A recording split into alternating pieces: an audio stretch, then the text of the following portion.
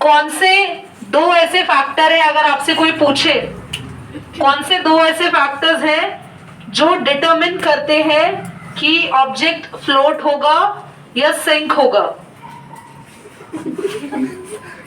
कहां ध्यान है?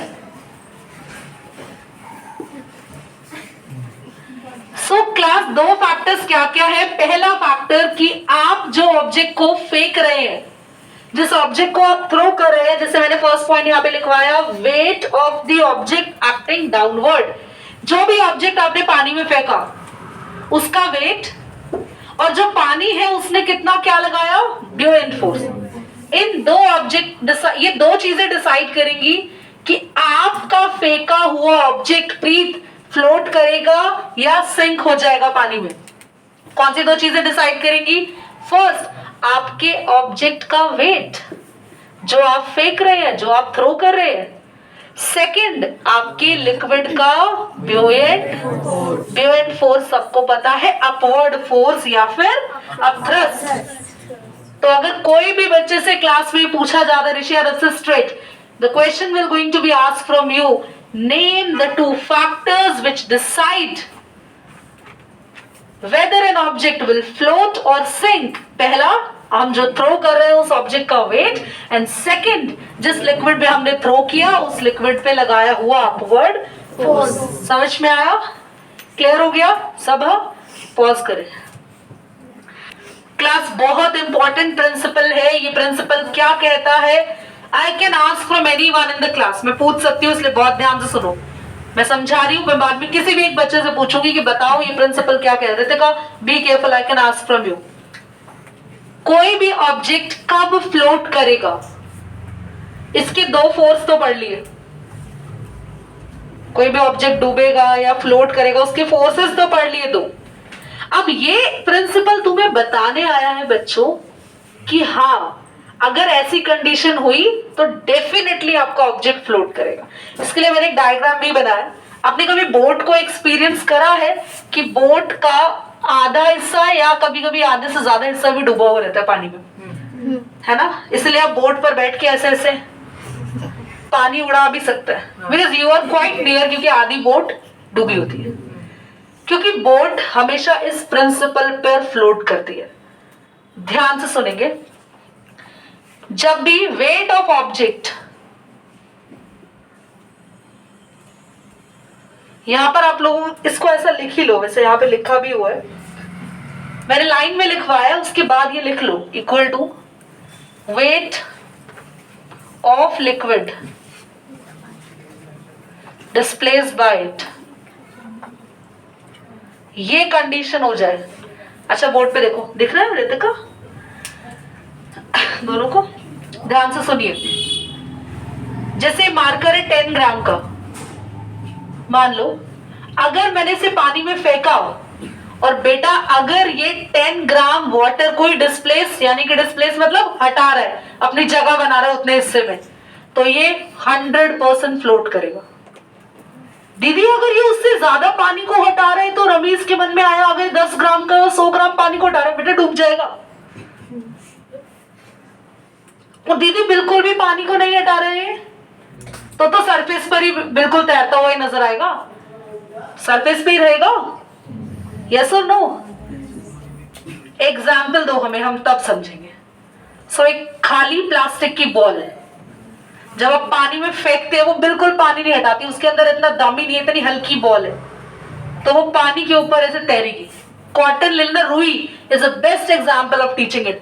Take the cotton, make a ball, बड़ा सा बॉल बनाना, ये नहीं कि रुई इतनी सी ले ली आपने, बस मंदिर के ड्रॉर में से, मम्मी वही रखती है आधे ज्यादा, फर्स्ट एड या मंदिर, आई थॉट इसके अलावा और कहीं जगह कॉटन नहीं रखता है। तो थोड़ी सी रुई आपने कॉटन निकाली और आपने ऐसे फेंक दी, इतनी सी, आपको ये दिख रही, दूरबीन लेके देख रहे हैं, ऐसे काम मत करना। Make a big cotton ball. जब आप फेंक रहे हैं ना, इनिशियली कॉटन बहुत हल्की है, वो पानी के ऊपर ऐसे तैरती नजर आएगी, धीरे धीरे कॉटन गीली होके हैवी होती जाएगी और वो डूबेगी। बिल्कुल बढ़िया एग्जाम्पल है इसका। जैसे जैसे गीली होके हैवी होगी, उसका वेट, वो उतना ही लिक्विड क्या करती जाएगी, हटाती जाएगी। अगर वो अपने वेट के जितना भी लिक्विड हटा रही है तब तक वो फ्लोट करेगी। जैसे ही उसने अपने वेट से ज्यादा लिक्विड हटा दिया, उसका वेट है 10 ग्राम, उसने कितना लिक्विड हटा दिया? 100 ग्राम, तो वो डूब जाएगी। कब कोई चीज फ्लोट करिए, जितना ऑब्जेक्ट का वेट हो वो उतना ही लिक्विड को क्या करे? डिस्प्लेस यानी हटाए। और अगर ये हमेशा बराबर होता है तो चीजें किसकी तरह फ्लोट करती है? लाइक अ बोट। और ऐसे फ्लोटेशन को बोलते हैं पार्शियल फ्लोट। इसे कहते हैं पार्शियल फ्लोट।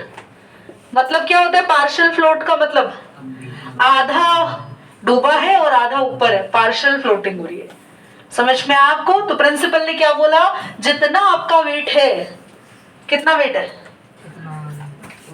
कितना वेट है आपका? 40। Very good. तो अगर आप प्यारे से 40 किलो के बच्चे हो और अगर आपको पानी में फेंका गया ऐसे,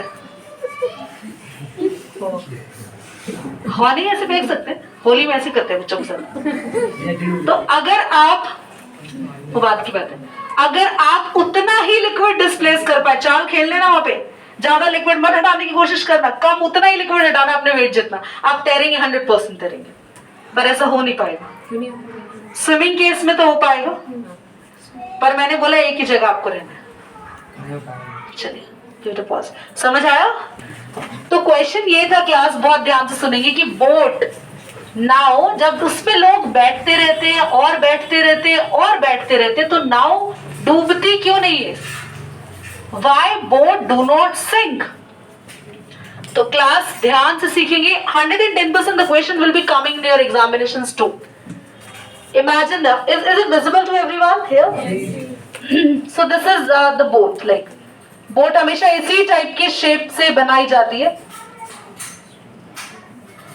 तो बोट मान लो पहले इतना डूबी हुई थी, तो बोट का जितना पार्ट पानी के अंदर होता है ना, ध्यान से देखेंगे, बोट का जितना हिस्सा पानी के अंदर है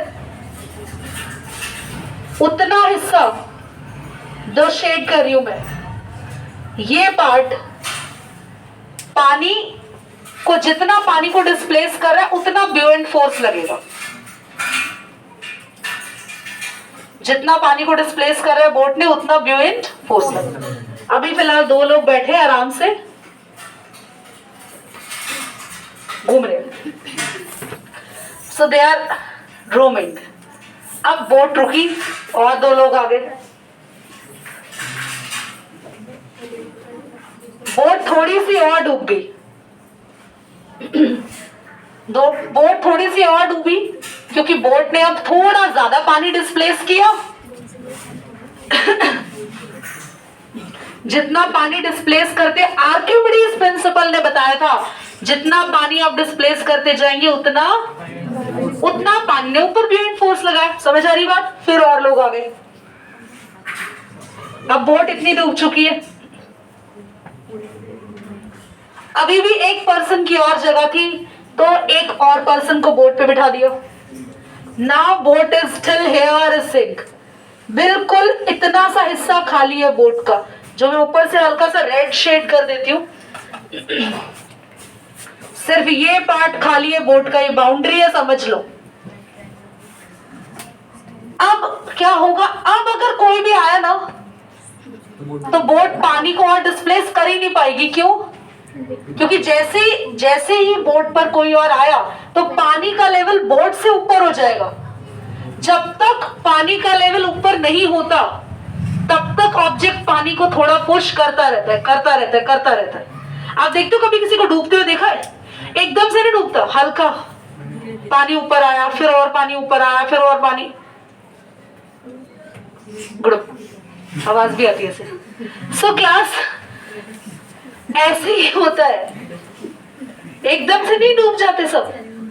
तो बोट के लिए देख रहे हो कितनी मशक्कतें करी लोगों को डुबाने के लिए, और लोग बुलाए गए। तो जब तक बोट के एज तक पानी नहीं जाएगा तब तक बोट नीचे आएगी, पानी को डिस्प्लेस करेगी, फोर्स बढ़ेगा। पर एज के बाद बोट नीचे जाएगी तो पानी को पुश नहीं कर पाएगी, क्योंकि पानी ने कंप्लीटली उसे कवर कर दिया। तो और वो वाटर डिस्प्लेस नहीं करेगी तो और फोर्स नहीं बढ़ा। गुड। सबसेट। समझ आया? क्लियर हुआ आपको? बोट का कॉन्सेप्ट क्लियर हो गया? जैसे जैसे बोट नीचे जाती है, हैवी होती है, उतना ही बोट क्या करती है? वाटर डिस्प्लेस करती है। वाटर डिस्प्लेस करती है तो क्या बढ़ता है आदित्य? ब्यूएंट फोर्स। चलिए क्लास एक नई प्रॉपर्टी को जानते हैं। The term is density. Density का मतलब होता है एग्जैक्ट, अगर हिंदी ट्रांसलेशन बताएं तो कोई ऑब्जेक्ट एक्चुअली में कितना भारी है, कितना हैवी है। तो किसी भी ऑब्जेक्ट की हैवीनेस उसका वेट नहीं, उसकी डेंसिटी बताती है, वो ऑब्जेक्ट कितना डेंस है। अब आपने अगर आइस को वाटर से कंपेयर करा है तो आपको तो हमेशा से ये लगता होगा कि आइस जो है वो हैवी है, पर जब भी कभी आपने आइस क्यूब्स को ऐसे टोंग्स से उठाया है, ग्लास में डाला है, उसके बाद दीदी हम देख ही नहीं पाए कुछ। हाँ, तो आपने नोटिस किया कोल्ड ड्रिंक पर आइस कभी भी कोल्ड ड्रिंक में नीचे नहीं बैठी होती, वो ऊपर फ्लोट हो रही होती है। और बचपन में हमेशा सबसे पहले वो खाते थे। Ice is the solid, it float on the surface of liquid.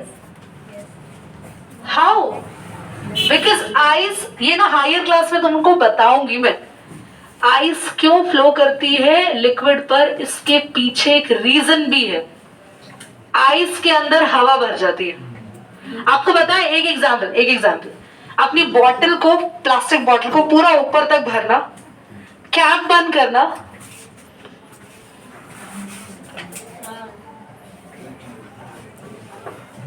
Cap बंद कर देना, कैप थोड़ी ध्यान बन गई,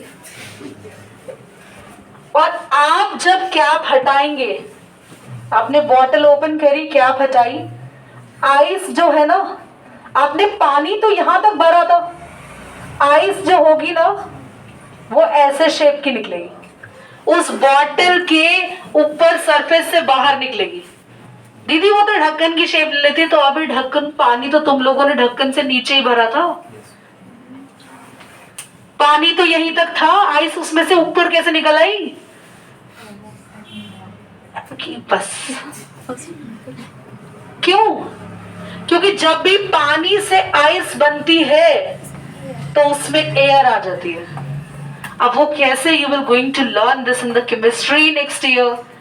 सो आइस के अंदर एयर आने की वजह से जिस भी चीज में एयर आती है ना, that object will be lighter, वो हल्का हो जाता है।